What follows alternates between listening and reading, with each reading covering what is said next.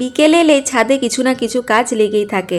এদিকে যেমন হলুদ সিদ্ধ করে রোদ্রে শুকোতে দেওয়া হয়েছিল, সেগুলোই আমি তুলে নিচ্ছি।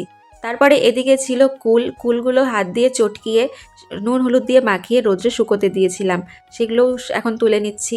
আর এদিকে ছিল আমার একটা গাঁদা ফুলের গাছ, যেগুলো এবার শীতে প্রচুর পরিমাণে ফুল দিয়েছে। তো গাছটা এখন প্রায় মড়ো অবস্থা, তো এটাকে আমি এখন তুলে নিচ্ছি।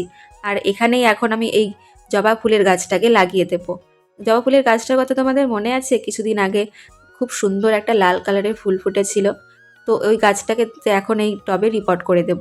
দেখো গাছটাতে কত সুন্দর রুটস বেরিয়েছে। জবা ফুলের গাছটা যেহেতু ছোট, তাই গাছটাকে এখন এই ছোট টবেই বসিয়ে দিচ্ছি। গাছটা যখন বড় হবে তখন বড় টবে আবারও রিপোর্টিং করে দেবো। ডরমেন্ট পিরিয়ডে যে গাছগুলো ছিল সেই গাছগুলোকে আস্তে আস্তে রিপোর্ট করব। ছাদে প্রচুর কাজ রয়েছে আর ছাদটা প্রচুর নোংরা হয়ে রয়েছে। প্লিজ তোমরা এই নোংরাগুলোকে একটু ইগনোর করে দিও।